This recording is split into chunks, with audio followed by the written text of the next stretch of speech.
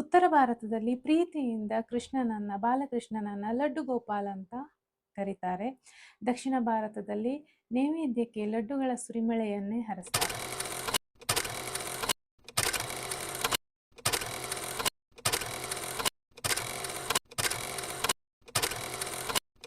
ಎಲ್ಲರಿಗೂ ನಮಸ್ಕಾರ. ನಾನು ಮಂಜುಶ್ರೀ. ಚಪ್ಪನ್ ಭೋಗ್ ಸಿರೀಸಿನ 2ನೇ ದಿನ 8 ಬಗೆಯ ಲಾಡುಗಳನ್ನು ನಾನು ತೋರಿಸ್ತಾ ಇದ್ದೀನಿ. ನಾನಿವತ್ತು ಮೊದಲನೇದಾಗಿ ಅವಲಕ್ಕಿ ಲಾಡನ್ನು ತೋರಿಸ್ತಾ ಇದ್ದೀನಿ. ತುಂಬ ಸುಲಭವಾಗಿ ಇದನ್ನು ಮಾಡ್ಕೋಬೋದು. ಮೊದಲಿಗೆ ತುಪ್ಪವನ್ನು ಬಿಸಿ ಮಾಡ್ಕೋಬೇಕು.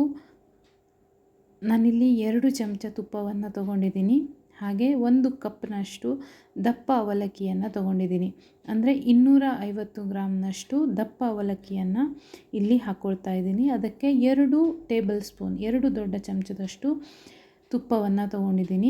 ಅದರಲ್ಲಿ ಚೆನ್ನಾಗಿ ಇದು ಹುರಿಬೇಕು, ಗರ್ಗರಿ ಆಗುತ್ತೆ ಅಲ್ಲಿವರೆಗೂ ಅದನ್ನು ಚೆನ್ನಾಗಿ ತುಪ್ಪದಲ್ಲಿ ಹುರಿಬೇಕು. ಕೆಲವರು ಎಣ್ಣೆಯಲ್ಲಿ ಕರಿದು ಕೂಡ ಮಾಡ್ತಾರೆ. ಅದಕ್ಕಿಂತ ನನಗೆ ಇದು ತುಂಬ ಇಷ್ಟ ಆಗುತ್ತೆ.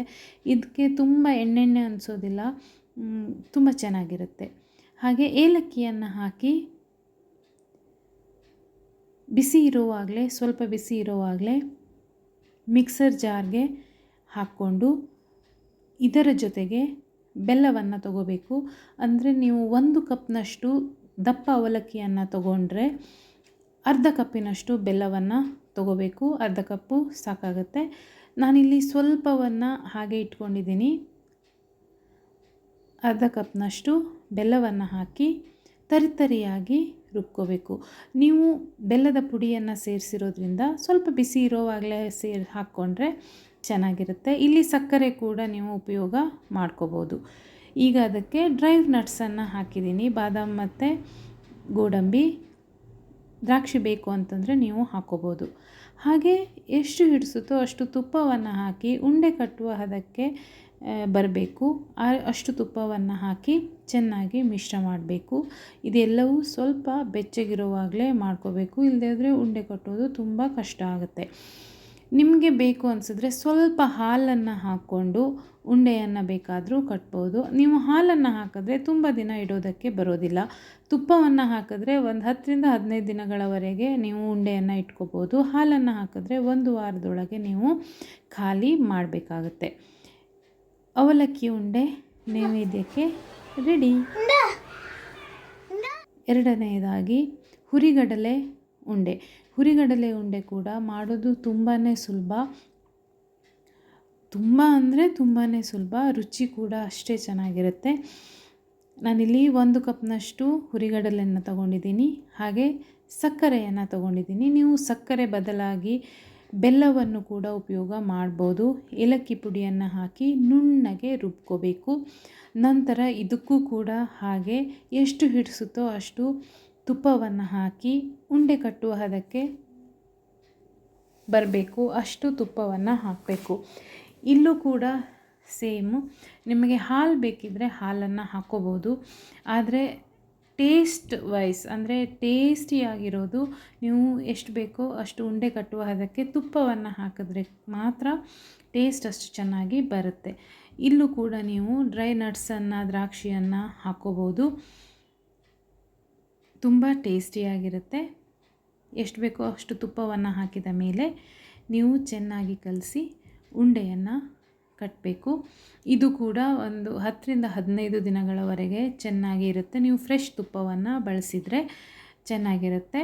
ಸೇಮ್ ನೀವು ಹಾಲನ್ನು ಹಾಕಿದ್ರೆ ಅದು ತುಂಬ ದಿನ ಇಡೋದಕ್ಕೆ ಬರೋದಿಲ್ಲ. ಆಗಿಂದಾಗಲೇ ಖಾಲಿ ಮಾಡಬೇಕು ಅಥವಾ 2ರಿಂದ 3 ದಿನಗಳವರೆಗೆ ಇಟ್ಕೋಬೋದು. ಇದನ್ನು ಸತ್ತು ಉಂಡೆ ಅಂತಲೂ ಕರೀತಾರೆ. ನೀವು ಇದಕ್ಕೆ ಬೆಲ್ಲವನ್ನು ಸೇರಿಸಿ ಸ್ವಲ್ಪ ಖರ್ಜೂರವನ್ನೆಲ್ಲ ಸಣ್ಣದಾಗಿ ಹೆಚ್ಚಿ ಹಾಕ್ಕೊಂಡ್ರೆ ಇದು ಪ್ರೋಟೀನ್ ಭರಿತವಾದಂತಹ ಒಂದು ಲಡ್ಡು ಆಗುತ್ತೆ. ಮಕ್ಕಳಿಗೆಲ್ಲ ತುಂಬ ಒಳ್ಳೆಯದು. ಸಕ್ಕರೆಯ ಬದಲಿಗೆ ಬೆಲ್ಲವನ್ನು ಹಾಕ್ಕೋಬೇಕು. ಅದು ಮಾತ್ರ ಡಿಫ್ರೆನ್ಸ್ ಇರುತ್ತೆ. ಹುರಿಗಡಲೆ ಉಂಡೆ ರೆಡಿ. ಇದು ಕೂಡ ಸಿಕ್ಕಾಪಟ್ಟೆ ಚೆನ್ನಾಗಿರುತ್ತೆ. ತುಂಬ ಟೇಸ್ಟಿಯಾದಂತಹ ಒಂದು ಲಾಡು ಅಂತಲೇ ಹೇಳ್ಬೋದು.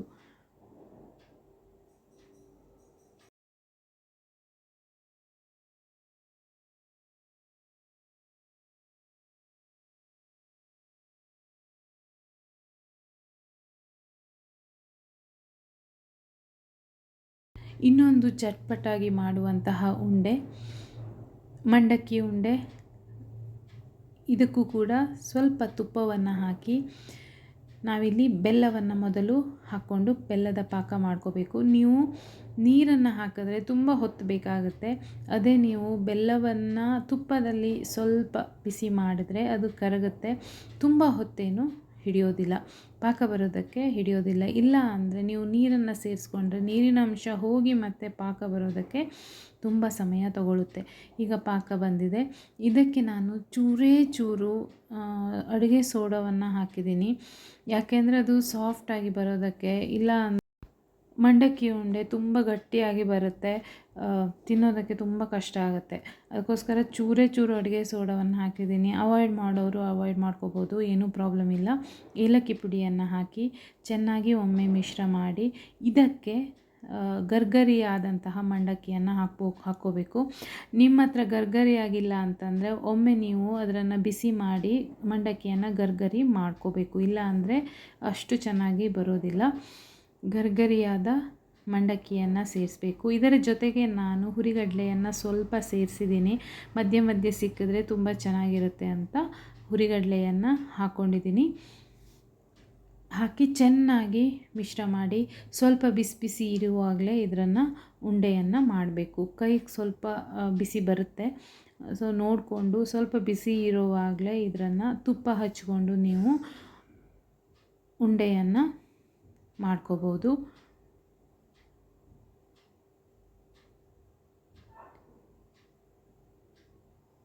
ಇದು ಕೂಡ ತುಂಬ ಚೆನ್ನಾಗಿರುತ್ತೆ. ಸಾಮಾನ್ಯವಾಗಿ ಜನ್ಮಾಷ್ಟಮಿಗೆಲ್ಲ ಇದನ್ನು ಮಾಡ್ತಾರೆ. ಇದೇ ರೀತಿಯಲ್ಲಿ ಹೊದಲಿನ ಉಂಡೆ ಅಂತಲೂ ಒಂದನ್ನು ಮಾಡ್ತಾರೆ. ಅದು ಕೂಡ ಇದೇ ರೀತಿಯಲ್ಲಿ ಮಾಡ್ಕೋಬೇಕಾಗತ್ತೆ. ಅದನ್ನು ಕೂಡ ಜನ್ಮಾಷ್ಟಮಿಗೆ ಸಾಮಾನ್ಯವಾಗಿ ನೈವೇದ್ಯಕ್ಕೆ ಮಾಡ್ತಾರೆ. ಈಗ ಇದನ್ನು ಉಂಡೆಯನ್ನಾಗಿ ಮಾಡ್ಕೋಬೇಕು. ನಾನಿಲ್ಲಿ 2 ರೀತಿಯ ಉಂಡೆಗಳನ್ನು ತೋರಿಸ್ತಾ ಇದ್ದೀನಿ. ಒಂದು ಇದು ಮಾಮೂಲು ನಾನು ಹೇಳಿದೆ ಅಲ್ವಾ, ಇದು ಸ್ವಲ್ಪ ಗಟ್ಟಿಯಾಗಿ ಬರುತ್ತೆ, ಎಲ್ಲರಿಗೂ ತಿನ್ನೋದಕ್ಕೆ ಆಗೋದಿಲ್ಲ, ಸ್ವಲ್ಪ ಕಷ್ಟ ಆಗುತ್ತೆ, ಮಕ್ಕಳಿಗೆಲ್ಲ ಸ್ವಲ್ಪ ಕಷ್ಟ ಆಗುತ್ತೆ. ಅದಕ್ಕೋಸ್ಕರ ನಾನು 2 ರೀತಿಯಲ್ಲಿ, ಅಂದರೆ ಸ್ವಲ್ಪ ತರ್ತರಿಯಾಗಿ ರುಬ್ಬಿ ಮಿಶ್ರ ಮಾಡಿದ್ದೀನಿ. ಅರ್ಧದಷ್ಟು ಪ್ರಮಾಣದ ಮಿಶ್ರಣವನ್ನು ತರ್ತರಿಯಾಗಿ ರುಬ್ಬಿ ಅದಕ್ಕೆ ಹಾಕ್ಕೊಂಡು ನಂತರ ಅದನ್ನು ಉಂಡೆ ಕಟ್ಟಿದ್ದೀನಿ. ಆಗ ಅದು ಸ್ವಲ್ಪ ಮಟ್ಟಿಗೆ ಸಾಫ್ಟಾಗಿ ಬರುತ್ತೆ, ತಿನ್ನೋದಕ್ಕೂ ಚೆನ್ನಾಗಿರುತ್ತೆ. ಮಕ್ಕಳಿಗೂ ಕೂಡ ಸ್ವಲ್ಪ ಈಸಿ ಆಗುತ್ತೆ, ಮತ್ತು ದೊಡ್ಡವರಿಗೂ ಕೂಡ, ಅಂದರೆ ಸ್ವಲ್ಪ ಏಜ್ ಆದವ್ರಿಗೆ, ವಯಸ್ಸಾದವ್ರಿಗೆ ಕಷ್ಟ ಆಗುತ್ತೆ ತಿನ್ನೋದಕ್ಕೆ. ಅಂಥವರು ಕೂಡ ಇದನ್ನು ಈ ರೀತಿ ಮಾಡಿಕೊಂಡ್ರೆ ತಿನ್ಬೋದು. ಈ ರೀತಿ ಉಂಡೆ ಕಟ್ಟಿದ್ರೆ ರುಚಿಯಾದಂತಹ ಈಸಿಯಾಗಿ ಮಾಡುವಂತಹ ಮಂಡಕ್ಕಿ ಉಂಡೆ ರೆಡಿ. ಇದನ್ನು ಕೂಡ ಸಾಮಾನ್ಯವಾಗಿ ಕೃಷ್ಣ ಜನ್ಮಾಷ್ಟಮಿಯಲ್ಲಿ ಮಾಡ್ತಾರೆ. ಇನ್ನು ಎಳ್ಳುಂಡೆ ಅಂತೂ ಆರೋಗ್ಯಕ್ಕೆ ಸಿಕ್ಕಾಪಟ್ಟೆ ಒಳ್ಳೆಯದು. ಇದನ್ನು ಪ್ರತಿನಿತ್ಯ ಸೇವನೆ ಮಾಡಿದ್ರಂತೂ ಕ್ಯಾಲ್ಶಿಯಂನ ಕೊರತೆ ಇರೋದೇ ಇಲ್ಲ ಅಂತ ಹೇಳ್ತಾರೆ. ಇಲ್ಲಿ ನಾನು ಬಿಳಿ ಎಳ್ಳನ್ನು ತಗೊಂಡಿದ್ದೀನಿ. ಬಿಳಿ ಎಳ್ಳನ್ನು ಸ್ವಲ್ಪ ಹುರ್ಕೋಬೇಕು. ತುಂಬ ಕಲರ್ ಚೇಂಜ್ ಆಗಬಾರ್ದು, ಅಂದರೆ ಕೆಂಪಗಾಗುವವರೆಗೆ ಹುರಿದ್ರೆ ಲಾಡಿನ ಕಲರ್ ಚೇಂಜ್ ಆಗಿ ಬರುತ್ತೆ. ಸ್ವಲ್ಪ ಅದು ಸಿಡಿಯೋದಕ್ಕೆ ಪ್ರಾರಂಭವಾದ ತಕ್ಷಣ ನೀವು ಅದನ್ನು ಹುರಿದ್ರೆ ಸಾಕು. ಸಾಮಾನ್ಯವಾಗಿ ಕೆಲವರು ಇಡೀ ಎಳ್ಳನ್ನೇ ಉಂಡೆಯನ್ನಾಗಿ ಮಾಡ್ತಾರೆ. ನಾನು ಸ್ವಲ್ಪ ಬೇರೆ ರೀತಿಯಲ್ಲಿ ಮಾಡ್ತೀನಿ. ಅಂದರೆ ನಮ್ಮ ಮಲೆನಾಡಲ್ಲೆಲ್ಲ ಸ್ವಲ್ಪ ಅದನ್ನು ತರ್ತರಿಯಾಗಿ ರುಬ್ಬಿಕೊಂಡು, ಏಲಕ್ಕಿಯನ್ನು ಹಾಕಿ ತರ್ತರಿಯಾಗಿ ರುಬ್ಬಿಕೊಂಡು ಮತ್ತೆ ಉಂಡೆಯನ್ನೇ ಮಾಡ್ತಾರೆ. ಅದು ಸ್ವಲ್ಪ ಸಾಫ್ಟ್ ಆಗುತ್ತೆ, ಮತ್ತು ಎಲ್ಲರಿಗೂ ಅದೇ ಎಳ್ಳು ಬಾಯಿಗೆಲ್ಲ ಸಿಕ್ಕಿದ್ರೆ ಅಷ್ಟು ಚೆನ್ನಾಗಿರೋದಿಲ್ಲ. ಎಸ್ಪೆಷಲಿ ಮಕ್ಕಳಿಗಂತೂ ಬಾಯಲ್ಲಿ ಸಿಕ್ಕಿದ್ರೆ ಸ್ವಲ್ಪ ಉಗಿತಾರೆ. ಅದಕ್ಕೋಸ್ಕರ ಅದನ್ನು ಸ್ವಲ್ಪ ಗ್ರೈಂಡ್ ಮಾಡಿಬಿಟ್ರೆ ಚೆನ್ನಾಗಿರುತ್ತೆ.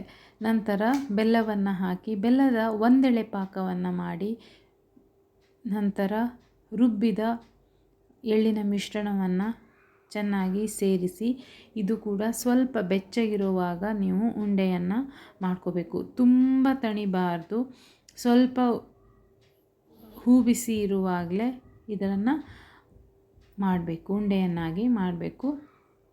ಸ್ವಲ್ಪ ತುಪ್ಪವನ್ನು ಹಚ್ಕೊಂಡು ನೀವು ಉಂಡೆ ಮಾಡ್ಬೋದು. ಇದು ಕೂಡ ತುಂಬ ದಿನಗಳವರೆಗೆ ಇಟ್ಕೋಬೋದು. ಹತ್ರ 15ರಿಂದ 20 ದಿನಗಳವರೆಗೆ ಇದು ಇರುತ್ತೆ.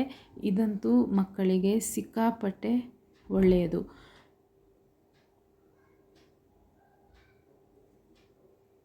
ಹಾಗೆ ಬೇಸನ್ ಲಾಡು ಕಡಲೆ ಹಿಟ್ಟಿನ ಲಾಡಂತೂ ಎಲ್ಲರಿಗೂ ಸಿಕ್ಕಾಪಟ್ಟೆ ಇಷ್ಟ.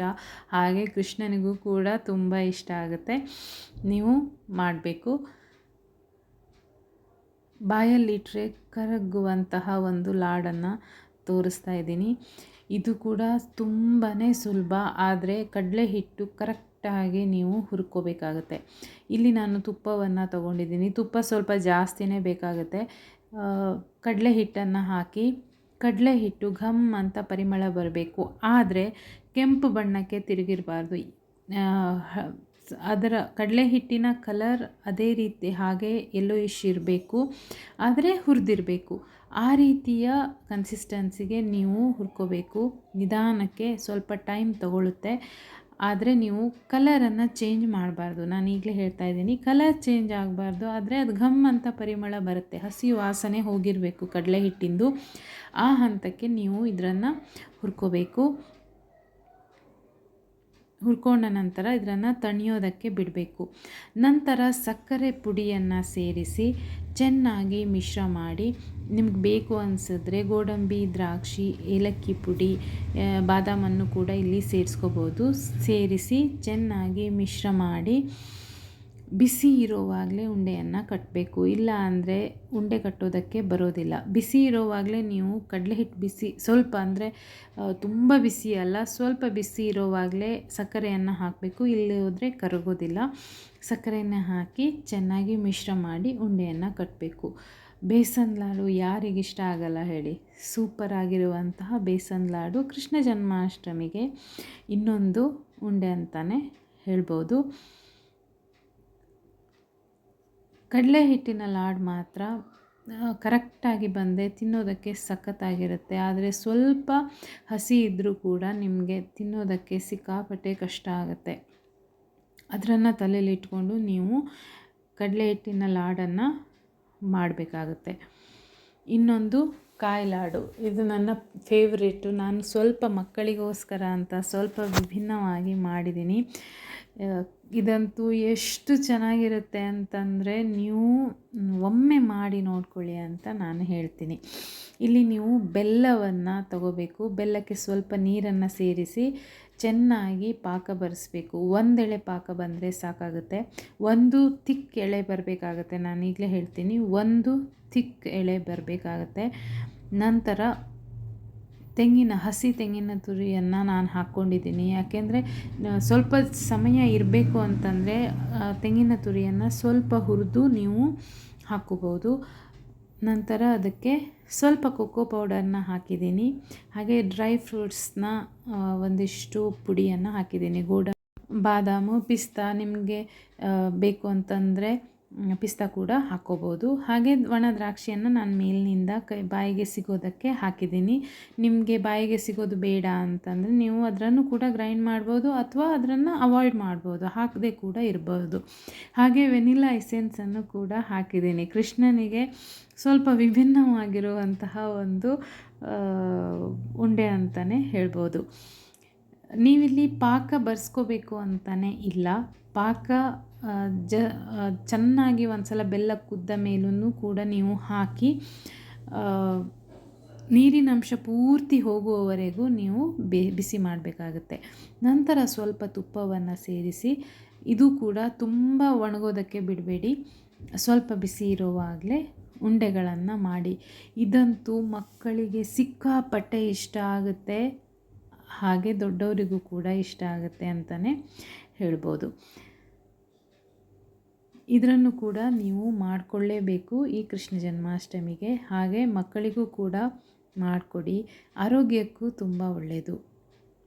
ಹಾಗೆ ಮಖಾನ ಲಾಡು, ಫುಲ್ ಮಖಾನ ಲಾಡು ಅಂತ, ತಾವರೆ ಬೀಜ ನೀವು ಕೇಳೇ ಇರ್ತೀರ. ಅದನ್ನು ಸ್ವಲ್ಪ ಹುರಿದು ರೋಸ್ಟ್ ಮಾಡ್ಕೋಬೇಕು. ಬೆಲ್ಲವನ್ನು ಇಲ್ಲಿ ತಗೋಬೇಕು. ಬೆಲ್ಲವನ್ನು ನಾನಿಲ್ಲಿ ಜೋನಿ ಬೆಲ್ಲವನ್ನು ತಗೊಂಡಿದ್ದೀನಿ. ನೀವು ನಾರ್ಮಲ್ ಬೆಲ್ಲ ಯಾವುದಿದೆಯೋ ಆ ಬೆಲ್ಲವನ್ನು ತಗೋಬೋದು. ಇದು ಚೆನ್ನಾಗಿ ಕುದಿಬೇಕು, ಕುದಿಯೋದಕ್ಕೆ ಬಿಡಬೇಕು.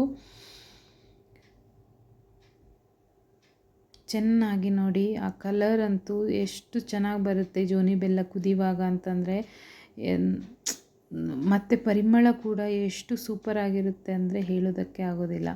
ನಂತರ ಅದಕ್ಕೆ ಡ್ರೈ ಫ್ರೂಟ್ಸನ್ನು ಹಾಕಬೇಕು. ನಿಮಗೆ ಯಾವುದ್ಯಾವ ಡ್ರೈ ಫ್ರೂಟ್ಸ್ ಬೇಕೋ ಅದನ್ನು ಹಾಕೋಬೋದು. ಹಾಗೆ ಸ್ವಲ್ಪ ನಾನು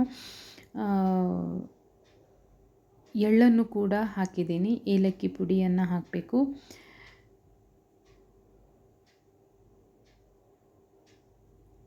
ನಂತರ ಮಖಾನವನ್ನು ಸ್ವಲ್ಪ ರೋಸ್ಟ್ ಮಾಡಿ ಪೌಡರ್ ಮಾಡಿ ಅದಕ್ಕೆ ಹಾಕಬೇಕು. ಹಾಕಿ ಚೆನ್ನಾಗಿ ಮಿಶ್ರ ಮಾಡಬೇಕು. ಇದು ಪಾಕ ಬರಬೇಕು ಅಂತಿಲ್ಲ, ಪಾಕ ಬರದೇ ಇದ್ದರೂ ಆಗುತ್ತೆ.